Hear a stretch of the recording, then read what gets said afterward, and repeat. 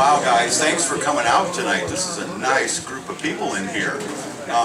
This is really pretty amazing. Thank you guys for coming. I want to thank Josh and Katie for the theater here tonight, too. We couldn't do this without those guys. This is the 45th year of the Buffalo County Historical Society. I think it's pretty amazing. It's still here in one piece, and it's stayed coherent through all these years. I'm Bill with the Historical Society too, I guess. But we're fortunate to have Dr. Michael Doyle with us, and he was the first director, and we're going to go back a few years. And this was one of his early projects, and it's pretty relevant today. So I hope you enjoy this. Michael will do a short presentation, show the film, and then we can do some questions afterwards. Now, a word of warning, watch the seats up here going off the end. There's a ramp and a step, so watch your step. If you have to go to the bathrooms, they're over here, men and women. Popcorn, all that behind you, so have fun. And Michael, have at it. Is this on? Maybe not. Yeah.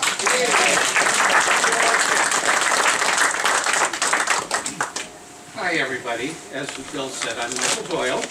And 25 years ago, at the urging of Judge Gary Schlossstein, who was kind of peeved that we had started the Alma Historical Society back in 1978, said, I don't even understand why you would do that. Why didn't you just go flat out and help create a Buffalo County Historical Society? And I said, Judge Schlossstein, I tried that. And everybody said, oh, nobody else in the county is interested in it. They only pretend that Alma's the county seat. You know, Mondovi's the largest metropolis in the county, and they're not going to have anything to do with Alma.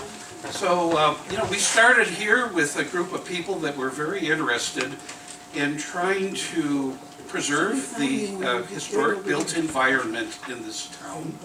And it was just in the aftermath of the nation's bicentennial in the mid-1970s when the number of historical societies throughout the United States more than doubled during that couple of year period after 1976. The Wisconsin Historical Society at that time had an Office of Local History Services and 2 full-time employees that would help local groups go through the not-for-profit 501c3 application process, get recognized by the Secretary of State, and then you could actually take tax-deductible donations. And our first project was really to do an inventory of the historic buildings in Alma that could be eligible for nomination to the National Register of Historic Places. And in short order, we got a grant from Western Dairyland, which was a community action program covering Buffalo and Trempealeau counties. We were able to hire 2 people. I applied and got one of those 2 positions. Barbara Anderson-Sanis got the other.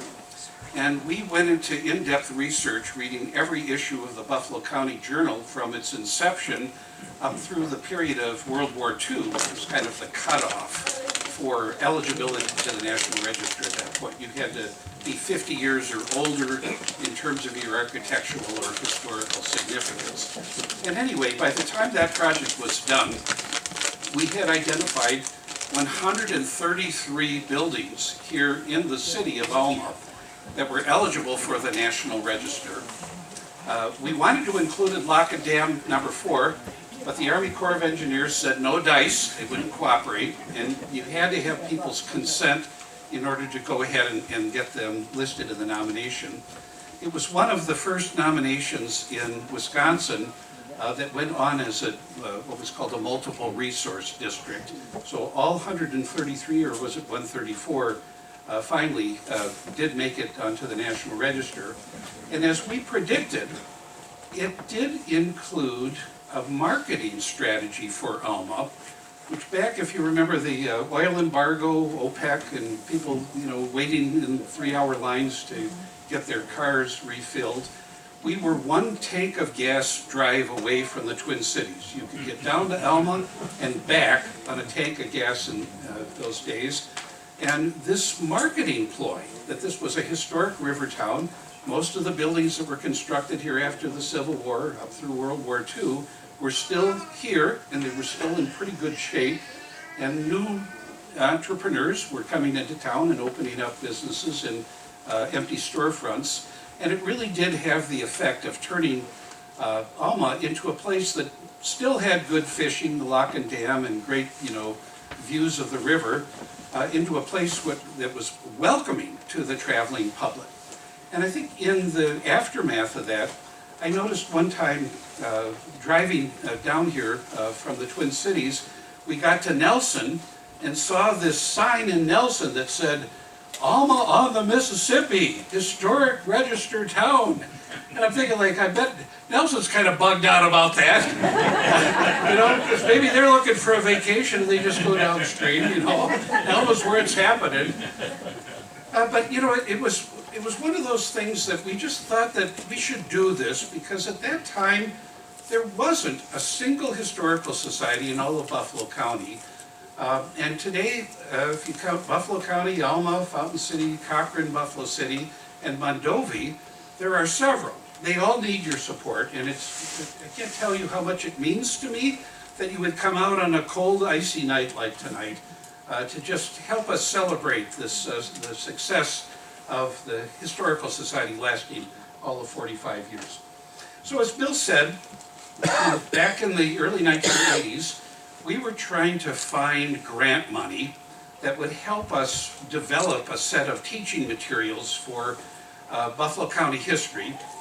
And I went to a workshop that the National Endowment for the Humanities put on, in which they were suggesting that because there were budget cuts back in the Reagan era, that maybe the way to do this kind of project was to look at more than one state historical society. We had one river here, but two different states, Wisconsin and Minnesota, and the idea was that we would apply for grants simultaneously to the Minnesota Arts Board and the Wisconsin Humanities Committee, and together they would use NEH funding to allow us to do one project of a resource that both of these states share. And amazingly, we were successful. They no longer let you do this anymore. If there's any money that the state humanities commissions have, they're duty-bound now to only expend it on things that pertain within their direct borders. But back then, there was some new thinking. They were open to new ideas.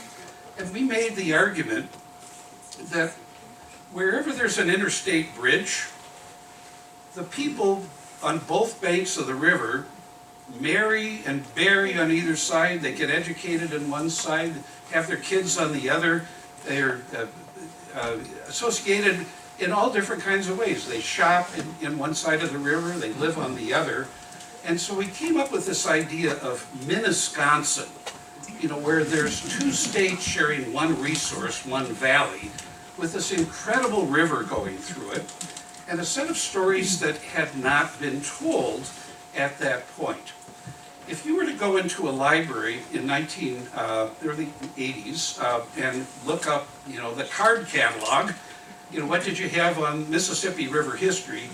Almost all of it would have pertained to the golden age of steamboating, and almost nothing about how the river had been utterly transformed in the 20th century.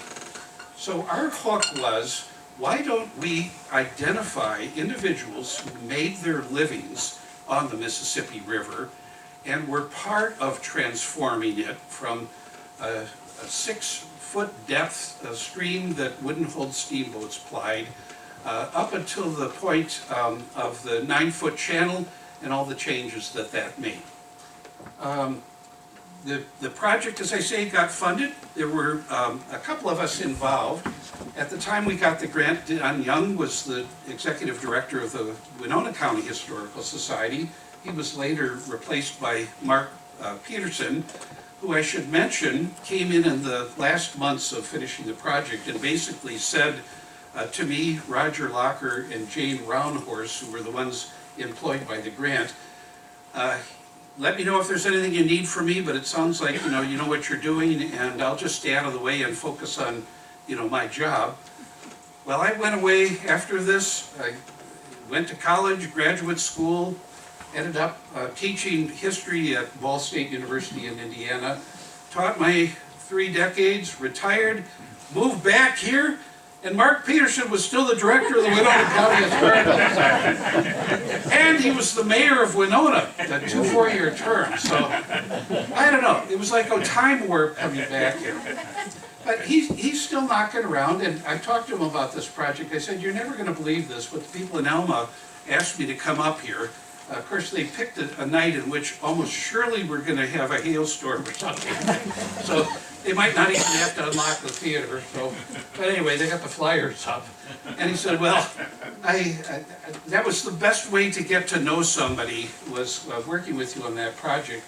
Because believe it or not, the 40 interviews that we did on this project, and Josh, you can go ahead and advance the slide, has become the basis of the research that the Winona County Historical Society is doing right at this minute to completely revamp all of the galleries that they have in their Armory Museum, including one of their largest, which is called the River Gallery. And they are transcribing the interviews that we did back in the early 1980s, and then drawing the first-hand accounts of people from that era to be used in the new photographs and captions and exhibit blocks that they're doing. So this is a picture of myself, Roger Locker, and Jane Roundhorse, who's the photographer, and in the background that's David Kleist, who at that point was the custodian of the Winona County Historical Society, and so much more. He helped us with the fabrication of the traveling exhibit that we built that had 150 historical and contemporary images. The contemporary ones mostly shot by Jane Roundhorse, a professional photographer. And then we circulated that exhibit in 6 river towns, from Red Wing to La Crosse, including Alma and Wabasha, Winona, Trempealeau. And at each one of those places, we showed the program that you're about to see that included excerpts from the majority of the 40 interviews that we did. Even if it was just one clip, we really wanted to try to get everybody's voices into the program. The exhibit was set up and stayed in place in each of these locations for a couple of weeks. Afterwards, the Minnesota Historical Society in St. Paul and the Wisconsin Historical Society in Madison asked us to bring the Working on the River project and set it up and have it there, where they did some programming over the course of the couple months in the 1984-85 period. So this project actually had an afterlife. And today, what you're about to see is the first time that this audiovisual program has been aired since we were doing these Rivertown programs 45 years ago almost. A word about this: we were on the cusp of videotape. So the first videotape camcorders were being introduced to the market.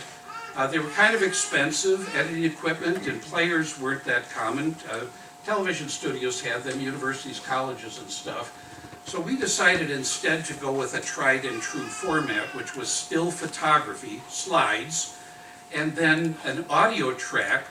And when we did the program in association with the exhibit opening in each of these towns, we had a dissolve unit so that one slide would be disappearing as another slide came up, and that kind of gave you the sense that you were looking at a moving image, sort of. But you have to realize that this is an artifact of its era. The other thing is that what you're going to see tonight is a 3rd generation print. We're still trying to track down the 3/4 inch master video audio tape that was recorded at WCCO Studios up in the Twin Cities. My brother Steve is the narrator. He was at that time one of the newscasters for WCCO, and he, donated his time on this, and we hired an engineer at kind of a freelance rates. If I can track that tape down, I think we can remaster it. I have discovered that the Winona County Historical Society still has all of the original slides in their collection. So my goal is to find the tape, remaster it, reshoot the video of the slides, and then at some point, probably, if we can, produce something that would have been of the quality when this originally premiered in 83 and 84. So I think with that, I'll stop chatting, and then we'll show the program. It lasts 42 minutes. And then afterwards, Bill is going to circulate with a portable microphone, and I'd be happy to entertain any comments that you might have or questions about the project. And we'll just kind of go from there. How's that? All right. That's your cue, Josh. You can go ahead and switch it out.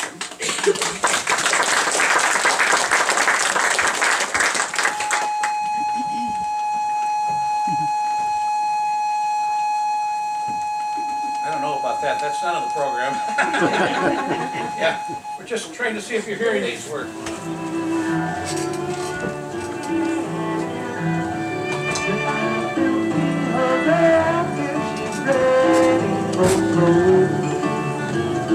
Mississippi, she's calling my name. Catfish are jumping, that paddle keep open.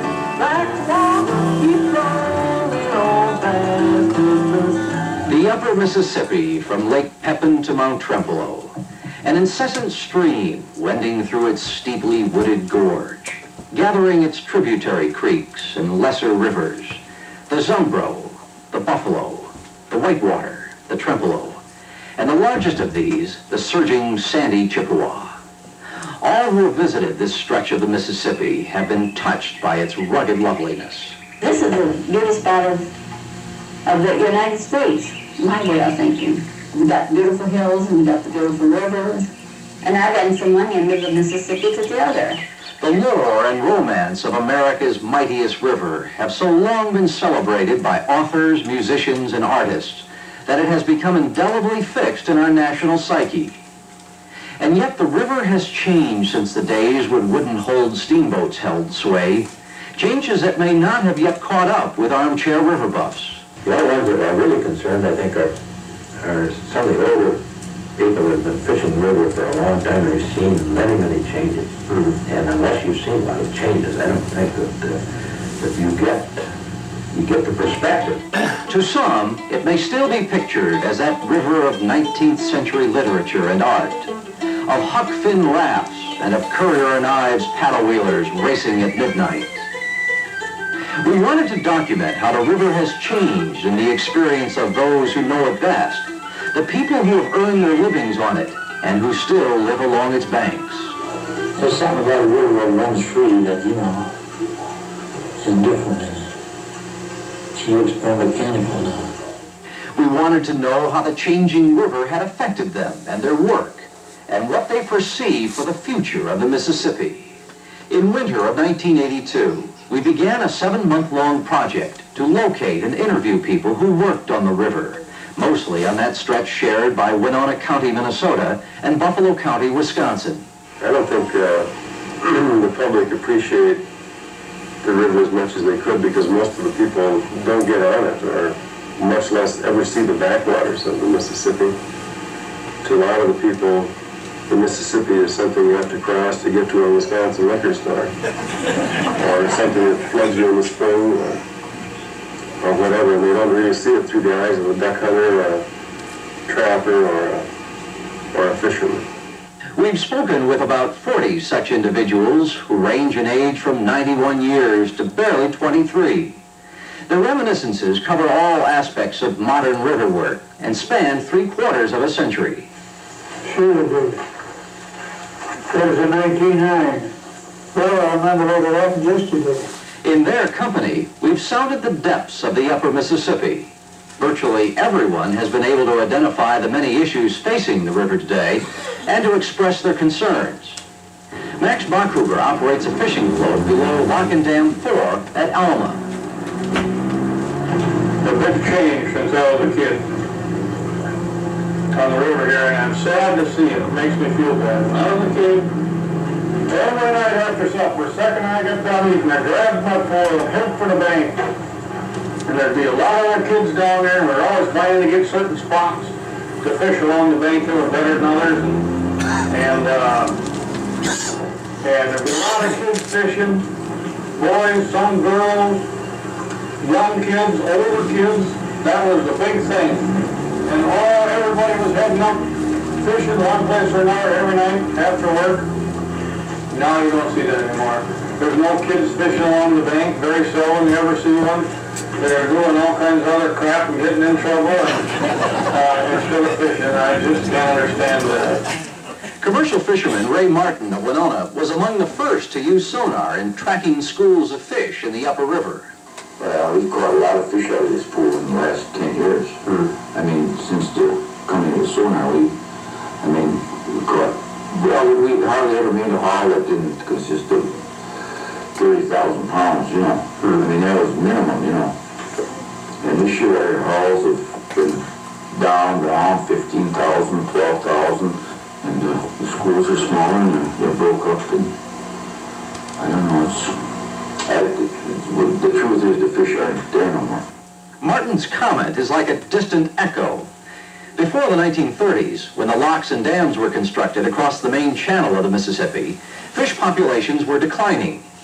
Dr. William Green worked for 35 years with the U.S. Fish and Wildlife Refuge at Winona. Back before the locks and dams were put in, the Mississippi used to dry up in the summer, which was kind of hard both for navigation and the wildlife that was living out there. The Winona Fishery Station at one time was established as a fish rescue station. And we used to have crews active all summer going back into the lakes and sloughs that became landlocked and staining fish out and putting them back in the main river rather than let them die off. The waterfowl habitat would disappear because of drought. The problem is, the river is filling in with sediment. Sand and silt would continually find its way into the Mississippi through erosion from the adjacent uplands. The federal government addresses the problem as early as 1878, when it authorizes the U.S. Army Corps of Engineers to maintain a navigation channel depth of 4.5 feet. Congress later approves a 6-foot channel in 1907. The added depth is achieved by several methods, including mechanical dredging, rip-rapping along the banks, and closing off some side channels. Also, wing dams are constructed at selected locations perpendicular to the bank in an effort to make the main channel self-scouring. They had to do what they did do. Captain Allen Fiedler of Fountain City began his career with the Corps in 1924. They had to do what they did do. If they wouldn't have, you could very well have skipped the river. That's what would have happened. If they wouldn't have done what they did do, if they wouldn't have put the locks in there, the wing dams in there, and if they wouldn't have kept drinking out, and if they wouldn't put the locks and dams in, what the hell would you have? You would have nothing. You would walk across. You couldn't have a boat up here. However, the efforts are only partially successful. Periodic shoaling delays commercial navigation during much of the shipping season in the 1920s. Irwin Carroll of Elma went to work for the Corps in 1926 building wing dams. I used to wade. Well, there was 6 or 7 different spots along the river, but you could start here and wade right over the other bank and wade back again. We used to do, I believe, just a little Alma here and we get it at Tryon. And then Winona, somewhere else, you could follow the reefs. And you get your head wet. After much study and debate, Congress decides to appropriate funds for the most ambitious engineering project of its time, the construction of a series of 27 locks and dams across the Mississippi between the head of navigation at Minneapolis and St. Louis. This massive undertaking is carried out during the decade of the 1930s under Franklin Delano Roosevelt's Works Progress Administration. The first to be completed is Lock and Dam 4 at Elma. He'd give me particular hell right in front of him for not getting this done and that done. Reuben Lingdahl of Nelson worked on it as a construction foreman and remembers the Depression-era setting. I said, okay, fellas, that's it. You don't like it, and I'm not taking it to come with you if you can't go away. There's 1,000 people up on the bank looking for you, looking for your job. The population was 1,000. There was 1,000 drifters in there working, and there was another 1,000 drifters sitting up on the bank waiting to go to work. George Bay was among the many unemployed who came to Alma in search of work, and one who got hired. I enjoyed all my work. We had a good crew to work with. We liked each other. And we really got along good. There was Barney and I, Gus Peterson, Ted Bullard, Charlie Clary, Callender, and then there was a Sherhammer from Wabasha and the Kirk. We had a good crew. His starting wages are $12 a week. And I'm going to tell you the rest. We bought a pair of overalls for 95 cents, and a pair of shoes for $2, and work gloves for 15 cents a pennies. That's what we paid out, that $12, and we still had one hell of a good time on a Saturday night. Yeah, I like to hear some funky Dixieland and dance along the tongue. And I'll be fine everybody thinks over. The last lock and dam is completed in 1939, and when its gates are lowered, the once free-flowing stream had been converted into 26 different pools, each resulting from the water which backs up behind one of the dams. In this way, a 9-foot channel is attained. Ray Martin. Because see, there was no need for dredging right after they put the dams in, because they raised the water that much, from a 9-foot channel, so they raised it maybe 3 feet, which was high enough for navigation. Without any doubt, the added and reliable depth revived commercial shipping on the river. But the locks and dams could not solve the siltation problems. In fact, they may have worsened the situation by serving as sink traps, which prevent much of the sediment from moving downstream between pools. Erwin Carroll, now a retired assistant lockmaster, observes. Down on all these sloughs up above here, they're filling up. We had a fellow by the name of Ed Soundline, Indian Creek up here, out of the belt route. He said to me one day, what kind of water are these fellows owning on the dam? Well, I said, I looked over at the gate to Bend, they're owning her right up there just about 67 where she belongs. They can't be, he says, I come down Indian Creek today and I hit bottom, he said, I couldn't go nowhere. He says, I had a heck of a time. I was in there, I says, the water's right, but he said, have you ever thought about the bottom coming up? I won't answer no, he says the bottom's coming up. There seems to be only one way left to maintain a 9-foot navigation channel, by dredging. In 1937, the Corps of Engineers launches the self-propelled hydraulic dredge, the William A. Thompson, and designates Fountain City as its service base. The dredged material, known as spoil, which is removed from the main channel, is usually disposed of on nearby islands or backwaters areas, or, whenever convenient, along the bank. Nick Golden works for the Minnesota Department of Natural Resources. I know some pretty good fisheries habitat up in the Wabasha area was destroyed outright, just dumping that spoil over wing dams, and that's usually good smallmouth bass and walleye fisheries areas. Other cases, they would dump it in a marsh behind an island, and of course they're destroying the marsh habitat and converting it into basically pure sand. We also have a lot of problems with secondary movement of the sand if it isn't placed in the proper location. If it's placed at a site subject to wind and wave action, it eventually gets back into the river and is redeposited someplace downstream and creates problems at that point. Bill Green. Over the years, of course, dredging has filled the river in and filled up a lot of our streams and filled in some of that backwater. In all fairness to the Corps, they were set here to do a certain job and they did it. I mean, at that time, there was no reason for them to consider the environmental aspects.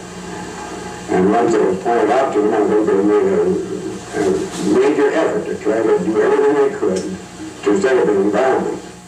The rise of the environmental movement in the late 1960s and early 70s brings about an increased antagonism between some members of the public and the Corps. Elmer Bowler is maintenance foreman of the Corps of Engineers boatyard at Fountain City. I think the majority of the people using it for recreation appreciate what the Corps has done. I may be wrong, but without the Corps, without the locks and dams, without the pools and maintaining the channels and that, I don't feel there'd be much recreation. A secondary target for criticism is certainly the most visible one, the towing industry, for whom the channel is primarily maintained. Chief Engineer Gene Edwards, aboard the towboat Ann King. All these sandbars you see on the bank where the people are out there with their cans, making boats float out and they're out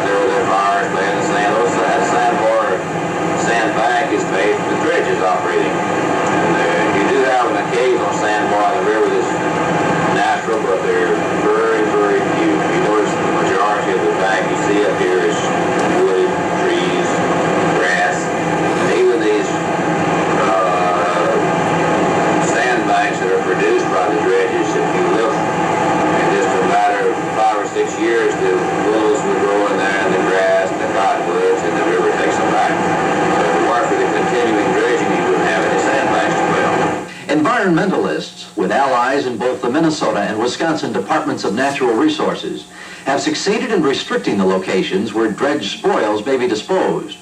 This has caused a great deal of frustration among those who are charged with channel maintenance. The frustration is also shared by employees of the towing industry. Bob McAvoy, a former deckhand and dispatcher for the Waterways Winona towing line. Not dredging at all is being very short-sighted, and you can say that environmentalists almost to the point of being pro-starvationists. They don't realize that's food going down the river. That's food going overseas.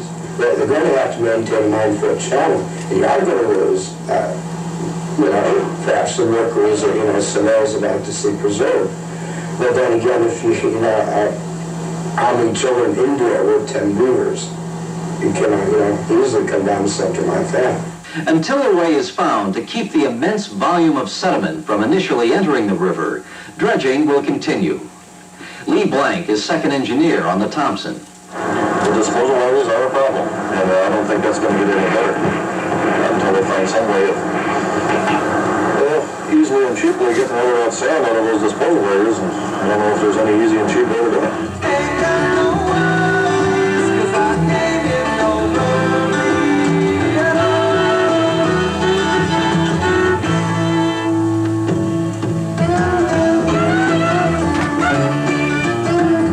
Just how clean is the Mississippi River? To find out, we spoke with Dr. Calvin Fremling, a biologist at Winona State University. Dr. Fremling has studied aquatic insects along the river since 1959. Much of his research has focused on the relationship between water quality and mayfly populations along the upper river. Just looking at it again through the eyes of this insect, the mayfly, I know that the Mississippi biologically is in pretty good shape, all the way from the source of the river at Lake Itasca all the way down to the Twin Cities. But there it's degraded severely by pollutants that come into the river from the Twin Cities. I know that because the mayflies are almost non-existent down as far as Hastings. Then their numbers pick up a little bit and they increase all the way down to the upper end of Lake Pepin. And in the upper end of Lake Pepin, their numbers diminish again because that's a settling area for things from the Twin Cities. And then once you get down to the lower end of Lake Pepin, it picks up again and you get large numbers of them all the way down through Central Island. And then the numbers begin to decrease again, and by the time you get to St. Louis, you may as well forget about it.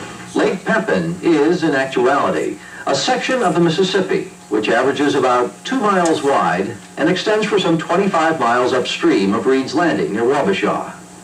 The broadening water reaches from bluff to bluff on either bank, a result of the river backing up behind that point where it joins with the Chippewa. This picturesque lake was once a major source of clams, whose shells, after the turn of the century, were valued by a thriving pearl button industry. Hub Bamanek, a former fishing guide and trapper, recalls. The clams I can remember. I remember one year and made pretty fair money. It was a drought year, real bad, and there were people who went picking, walking the sandbars, picking clams with pails. They're driving in a barge around, helping in a barge. Those were tough times, depression. There were buyers who were blowing up and down the river and buying up all these clams because you had button factories. You had the Wabasha. I think you had a very small here in the Warren, but you had a lot of clams. I forget what you paid, $20 a ton. And that's a pile of clams. And they were very thick. Oh, they had a lot of names. I know there was snuff box, big toe, nigger toe, long john, three ridge. There was one that was really beautiful. It was all pink inside. They got more money for those. They used to pick those out. And that was quite a business. Oh boy, the climbers. Pollution knocked them off. Another local industry, commercial fishing, was virtually wiped out overnight when in the mid-1970s, potentially dangerous levels of polychlorinated biphenyls, or PCBs, were found in fish caught in the lake for market. The source of the contaminants is not known for sure, but it is thought that they entered the river through the aging Metropolitan Waste Control Commission's Pig's Eye plant in the Twin Cities. Jim Everson is a DNR game warden for Buffalo County. It's just like we talked about this Pig's Eye sewer plant in the cities. All they're doing is using Lake Pepin as a settling basin. You know, millions of gallons of sewage is being dumped in there every day. And yet, Minnesota, I don't know what they're doing to try and correct this, but Wisconsin tried to get an injunction against them, was thrown out of court. We come along here, Elmo's in the process of building a new sewer plant. Cochran is in the process of building a new sewer plant. Fountain City sewer plant is completed. Winona has completed a new sewer plant. And I'm not so sure about Wabasha, but all of the little towns are trying to comply. They're trying to make this river better, and yet we're having a hard time with the cities. Dr. William Green used to test river water for a different pollution indicator, its clarity. You know, when I first came here, and one of the first jobs I had was tight mapping vegetation in the river. And along with that, we were able to run into aquatic stands where we sampled water quality and use what they call a Secchi disc, which is a little disc like this, and with red and white squares on it. You drop in the water and measure the distance that the liquid disappears inside. It was a means of determining turbidity. And when I first came here, you could see that Secchi disc in many of our areas, particularly at the foot of Lake Pepin. You could see that thing in, oh gosh, 10 feet of water.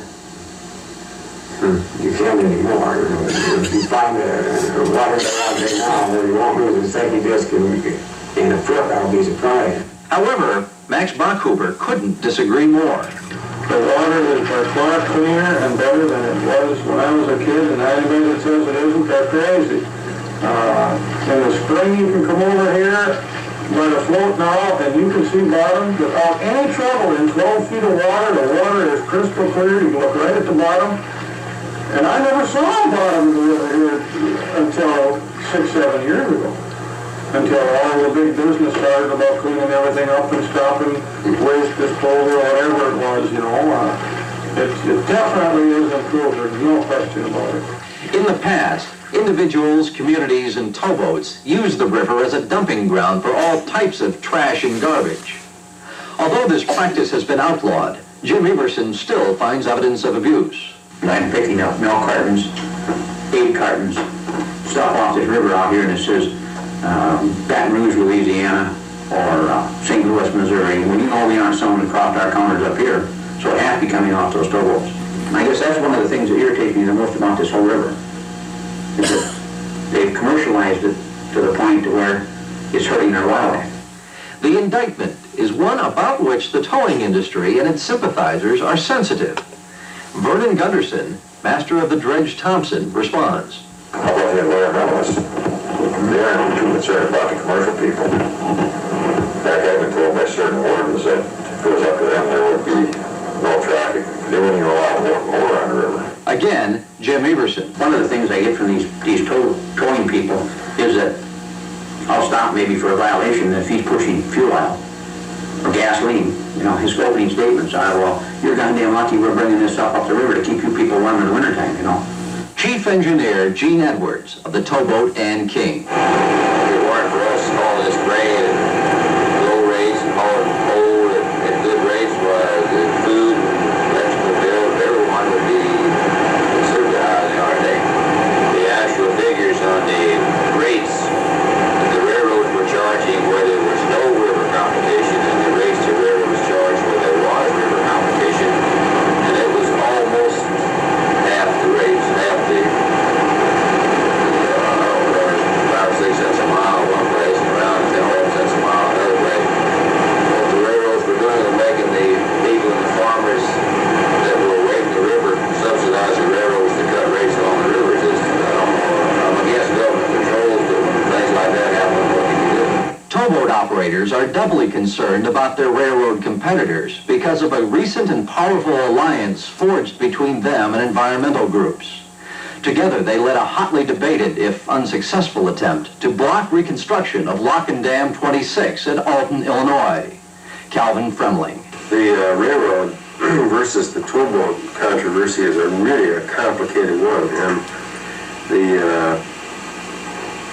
the people who are against the towboat industry cite the fact that the railroad has to maintain its own tracks while the U.S. Army Corps of Engineers maintains the river for the towboats.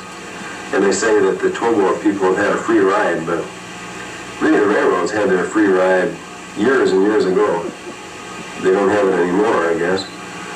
And right now, I don't think the towboats will have a complete free ride anymore either, because they'll be paying a user fee for the dredge channel and for the marked channel and for the navigation dams and locks through an excise tax on the diesel fuel that they use in their vessels. So I think they'll be paying more of their share from now on. Pilot of the Ann King, Wayne Sibley. Any transportation that uses fuel, if you're going to raise the price in it, is still the consumer that is going to pay for it, and also for the extra government people who are put on the red tape to take care of that bureaucracy, they're going to have to pay for them too. So if you tax the fuel, you're taxing the consumer, plus you're hiring more government officials to look over it. Fred Douglas operates a fishing float below Lock and Dam 5A near Fountain City. He's leery of increased commercial traffic on the river. Referring to the nearest interstate highway, he cautions, I can almost foresee the day when the Mississippi River becomes an I-90 for barge traffic, and that scares me. It really scares me.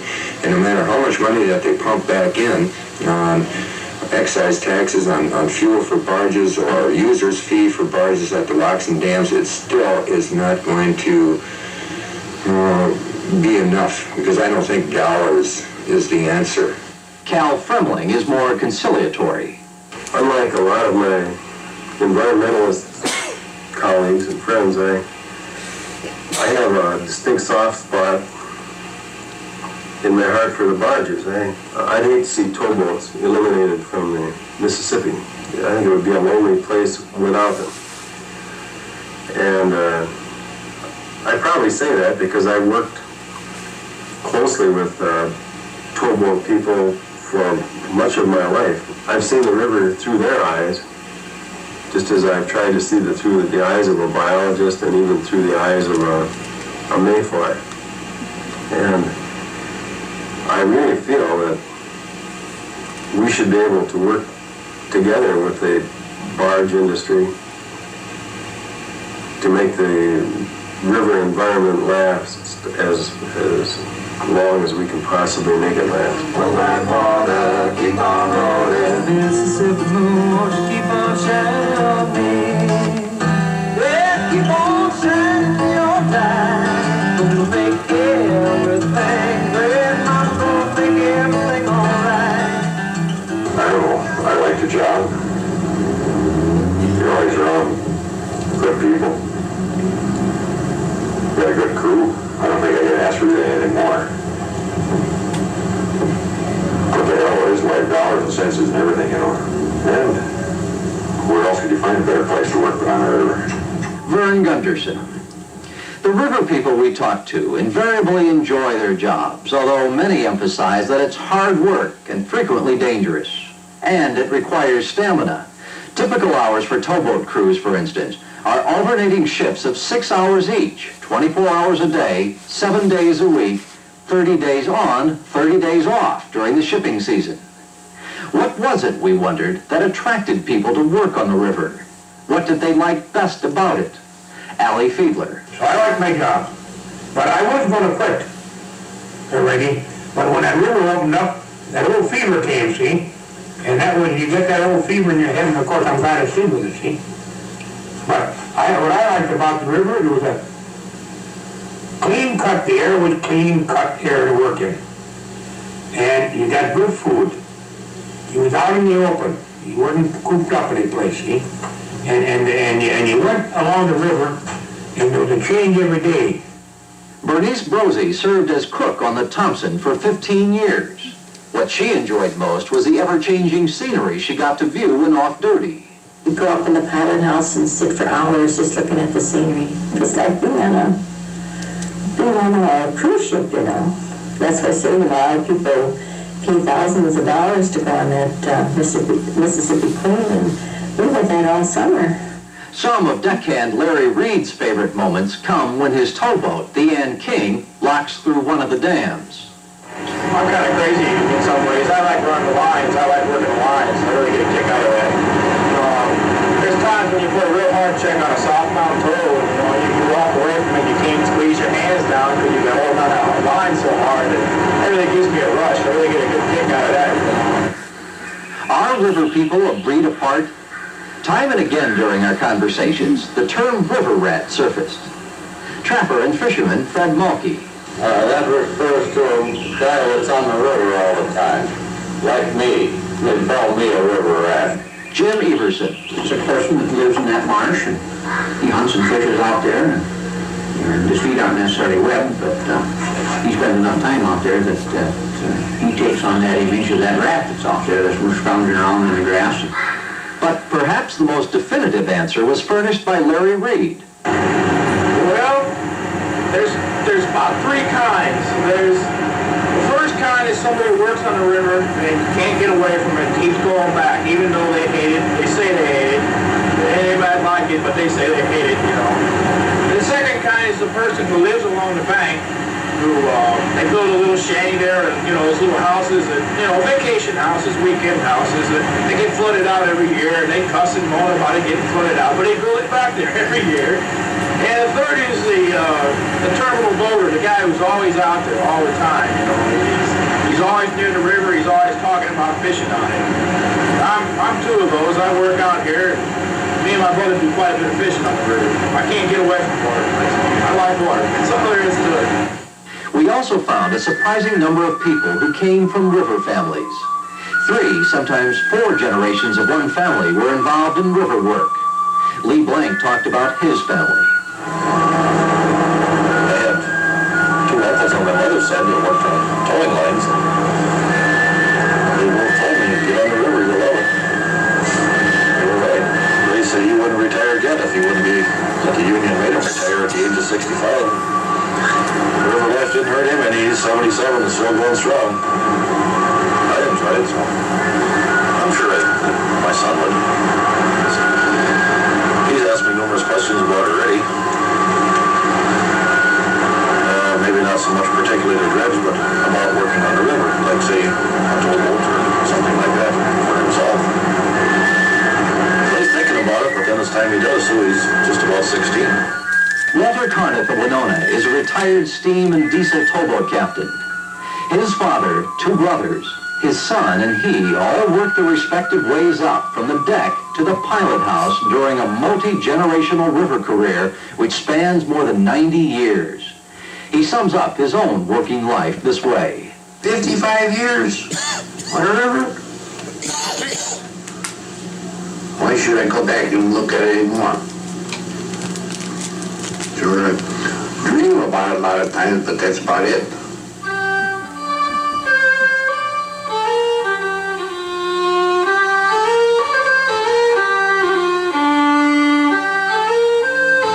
One thing when you're a pilot, you never want to change your mind. You never want to change your mind because just 1 second might do the dirty work. And of course, when you're on a steamboat, you always give that full stroke whistle, and you have a little bit, then you give her a notch, you know, and Jesus, boy, and she takes through there. But I mean, it wasn't easy. And you take a pilot had a hell of a job to do. Allie Fiedler. Piloting steamboats is probably the one traditional river occupation with which most people are familiar. However, the era of steamboating had all but vanished by the Second World War. Several of the pilots we interviewed participated in the transition from wooden-hulled paddle wheelers to the diesel-powered steel-hulled boats of the present day. Andy Giverson of Fountain City worked as a pilot for the Corps of Engineers before retiring in 1967. Those boats we used to have is drawing 3.5 feet of water. The wind affected them so much, you know. If you had empty barges and empty barges going up the river with a steamboat, you know, you had to really lay into the wind, or you would end up in the sticks, and then that big pile of lumber in the back of you know, that big wooden wheel. If you'd wreck that, boy, then you had some work to do. A lot of lumber in the wheel. Fiedler compares the skills required for piloting steamboats with those necessary for modern tows. When you go along the river, you've got to know where the shadow of the coast are, the shadow of the shore, so you can run the shore on without a search light. when you make a crossing where you go on, you've got to have maybe a notch in the trees or a high tree and hold your jack staff on there and you're steering on something. And when you get to a certain point, you got to turn, you got to learn all that stuff, see? Well, nowadays, you don't have to do that. Because you got a 100-mile river, and maybe you need to stop over 300-400 feet, you know what I mean? Because nowadays, it's a hell of a lot easier to navigate with years ago. Though piloting a boat may be easier than ever today, it's still not all that simple.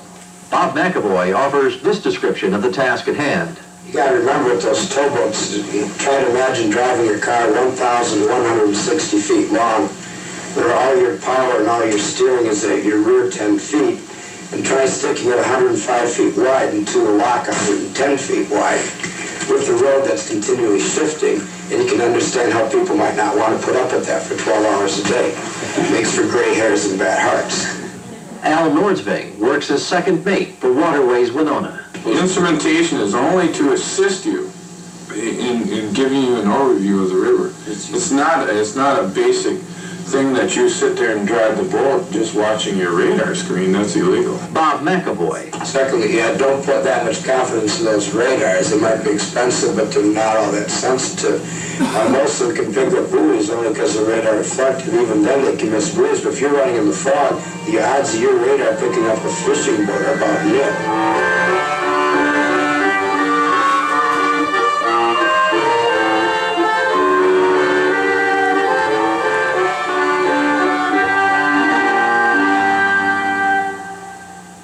And what of the future of the river?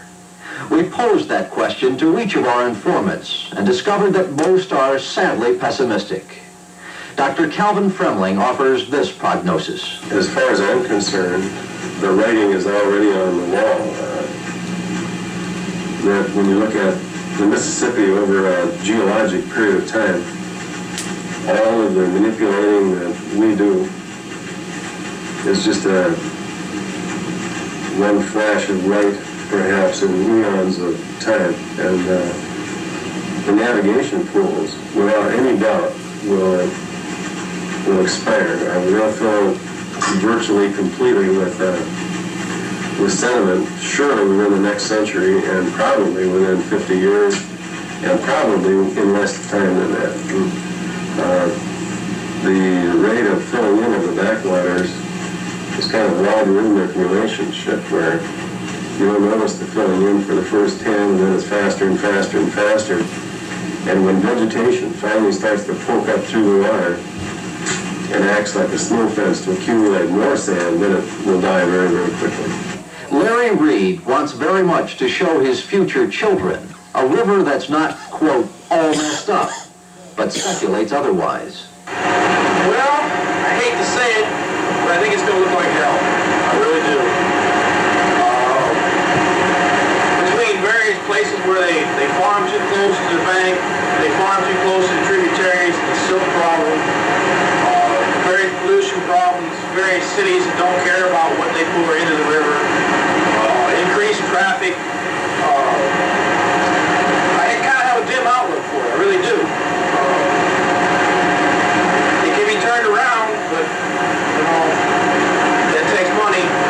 People don't want to invest, I don't believe. A more hopeful chord is struck by Game Warden Jim Everson. Well, I tell you, I think our river out here, with a little help from the environmentalists, is going to take care of it. You know, it'll probably take care of itself. You know, and I'm sure we're going to come up with some remedies to stop this siltation, or at least we're going to try and curb it. The Mississippi River, in spite of or because of our efforts to channel, dam, or protect it, will quietly endure. It has changed dramatically during the many lifetimes of humans with which it has interacted, and it will continue to change. There will always be a river flowing through it. That's inevitable. That's the beautiful part of it. No matter what we do, the river is going to still keep flowing. They don't call it the Great River for nothing.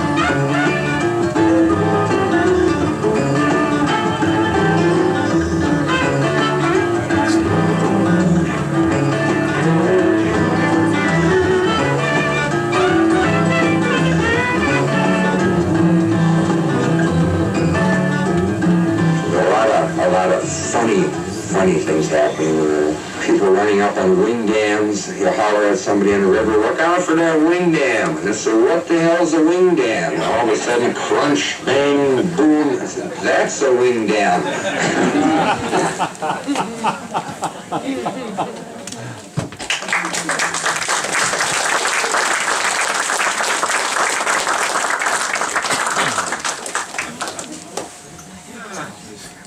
Get the lights up somehow.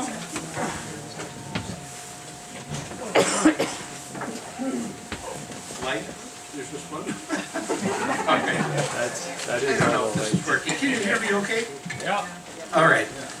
Bill, I don't know where you are. I can't see in the dark here. I'm right here. There you are. And then you have a portable mic, is that true? Okay.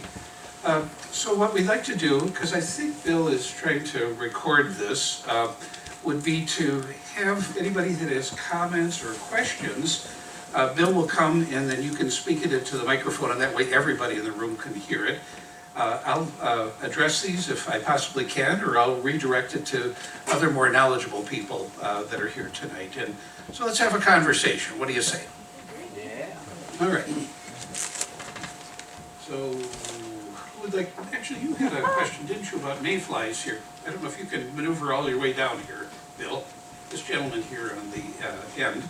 During the program, when Cal Fremling was talking about his life work with mayflies, I think you had a question about what the current research was on that? Well, my question was the research that was done with the contamination in the river and stuff like that, and he was researching the mayfly hatch and stuff like that. But my question is more of the nuclear power plant in Red Wing. Okay. What effects have that had on the river? And recently, a couple of years ago, I heard on the radio that they actually had a radiation leak. I don't know if anybody heard about it or remember anything about it. If I'm not mistaken, I think the radiation leak was at a different nuclear power plant on the upper river. In other words, north of the Twin Cities. What is the name of the other nuclear power plant? Yes, and wasn't there some water that was released that apparently had measurable isotopes? They said that it didn't cause any lasting damage, but that was one of the concerns. I know that when we did this program, Genoa was still operating Dairyland Power's, first generation nuclear power plant. And one of the concerns then as now, it has not gone away, is we don't have any permanent storage capacity for the spent fuel rods that are kept in casks on site. And that's always been a concern about, I think those remain radioactive with a half-life of tens of thousands of years. And because we don't have any repository where they could be safely stored anywhere, they've been working on this supposedly for 60, 70 years. They're stored close to the river where those plants were deriving the water that they needed for the reactors. So I'm not really sure about the Red Wing situation. Does anyone here have any perhaps more accurate information than just my impressions of this topic? Perhaps not? Okay, well, I guess we've got to ask Dr. Google for that one. All right. Other questions or comments?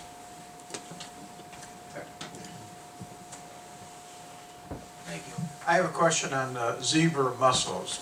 Yes. They took, when, about 15, 20 years ago, something like that, that became a problem at the power plants anyway, and then up along the Mississippi as far as boulders and stuff. How is the zebra mussels cleaned up the river any? Here comes Max Bachhuber Jr. to address this very topic. We were chatting before the program started, and Max wants to give the latest dope on this topic. Yeah, I was granted by the Lord not to need one of those things. I was given a voice that's supposed to be a loudspeaker. So, one the way I talk about it now, he asked a question about the zebra mussels, I believe. I didn't hear it exactly, Ron, but the reason the river has cleaned up from when Bill Green took his sake discs down in Lake Pepin or wherever he put them in, and could see down in the water quite a ways, and then suddenly he couldn't see anymore. the reason that change took place is because of the zebra mussels. The zebra mussels are constantly cleaning the water, even though some industries like the power plants and stuff have problem with the zebra mussels. Even the dams do have problems with them when they build on the walls. But as far as the fishing goes, it cleaned the river up. We've got much more pan fishing than we had for a while because of the emergent vegetation that's allowed to come because the sun penetrates the water good enough that that vegetation can grow, and those types of fish can find refuge in that weed area where the predator fish can't get them. And now we've got tremendous perch fishing, which we never had years ago. And other types of fishing has really improved. So the zebra mussels actually, as much as they tried to complain about them and thought they were going to be a bad deal, as far as fishing goes, they're a pretty good deal. I'll just give you an example. One of my friends in the Minnesota Fisheries Department said that when the zebra mussels were downriver a ways, they had a meeting, and it was between Wisconsin, Minnesota, Iowa, and Illinois, and the DNR people got together, and they were trying to figure out how to stop the zebra mussels from coming upstream. And this friend of mine said, I listened to him all morning and half of the afternoon, and he worked for Minnesota Fisheries, and he said they were spending all kinds of money in different ways to try to stop the zebra mussels. And I finally got up and said, you know, the best thing we can do is go get 2 bushels of those zebra mussels, take them up to the headwaters of the Mississippi and throw them in there, because he says in 5 years the zebra mussels are going to be all through the whole river anyway. And so that's what they did. They didn't do anything. And the zebra mussels within 5 years were through the whole river, but they cleaned the river up. Today we're still in that benefit. Our river is very clean. Anyway, yep. Thank you, Max.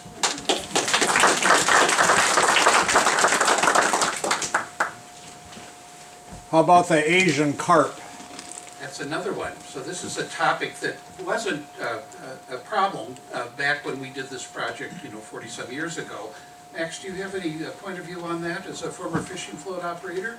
Absolutely. I tell you, the Asian carp are moving north in the river. Now there's a fair amount of them around La Crosse, although it isn't too large yet. They did get out 300 and some in a net in a seine hall last year down by La Crosse, or between La Crosse and Trempealeau. But as far as up here, I've only seen one in all the running I've done on the river, and they jump tremendously when you get by them with a boat. And I've only seen one silver carp. But I understand they seem to be moving upriver, but I think they're resisting that movement. We've had wide open dams at different times with high water in the summer conditions, when if those Asian carp wanted to be up here, they could have shot right through up the St. Croix River because there was nothing stopping them. And they didn't do it. So I'm concerned that there's something upriver they don't like, and I think it's colder water. I think they're used to, the Asian carp are used to warmer water and living in warmer water, and I think they're resisting coming into the colder water as you get north in the river, but we'll find out as time goes on. But they should have been here pretty thick if they liked it here. I think if I remember reading correctly, that they did trap some in Lake Onalaska, and they said it did not look like a breeding population yet. But they finally, after years of discussing it, did approve an attempt to do some mitigation to prevent further migration upstream, but it will probably take several years before it's fully implemented, so by then it might be too late. Yeah, they actually have tagged a fair number of Asian carp and released them back into the water, and that's how they find where there might be a buildup of them, and they're able to net them in winter conditions when they school up. And that's why they got the one big haul last year in La Crosse, because they had some of the radio tagged carp, Asian carp in that seine hall. I think they had like 361 of them in a seine hall. Eric has a question there, Bill. Well, just a further comment on the carp, you know, there is concern that the carp may go into tributaries and reproduce that way. They do, the Minnesota DNR and others are very concerned about this, and I think Lockadam 5 provides an opportunity for establishing a barrier that will include various kinds of electronic, sonic, things like that, and physical barriers. And I think they're ready to really spend a big batch of money on that in order to prevent the further advance of Asian carp north, upriver. Eric is a retired biologist with the U.S. Fish and Wildlife Refuge who had most of his career based out of Winona. You know, they're tremendously thick in the Illinois River, and they've been trying to prevent them from getting into Lake Michigan and coming up, and they found the best thing that works is putting sound in the water. Those Asian carp hate sound, and so they've got an area in just south of Chicago area on the Illinois River where they're producing sound in the water, and so far no Asian carp have ever passed through that. They don't like sound. Carp rap groups. You heard it here first tonight, folks.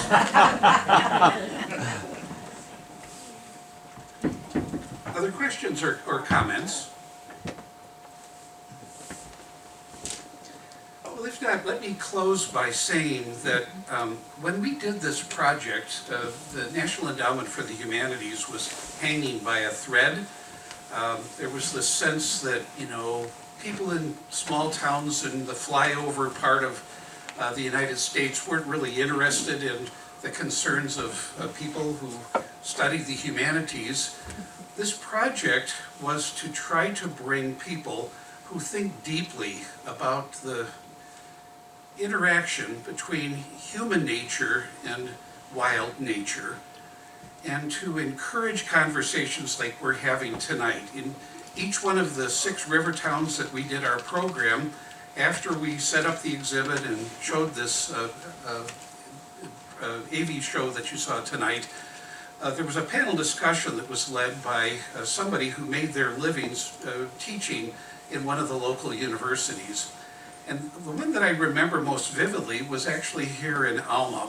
It was a professor of philosophy from St. Mary's College. I think it hadn't been called a university quite at that point. I can't remember. But he was talking about this idea that we have human rights, but are there such things as the rights of nature? Do natural critters have a right to life?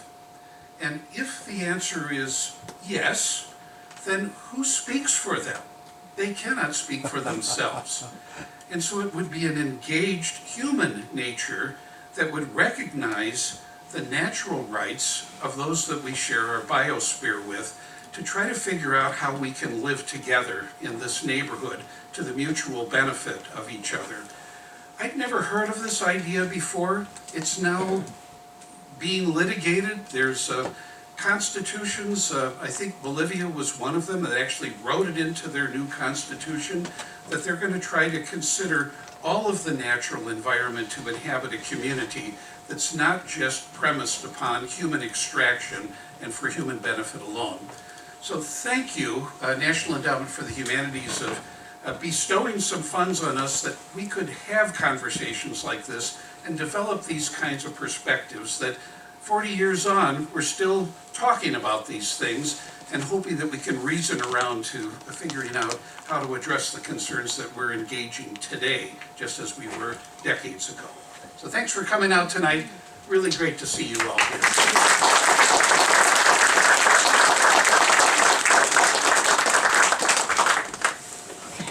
We went through the panel. Thanks, Max, for your perspective.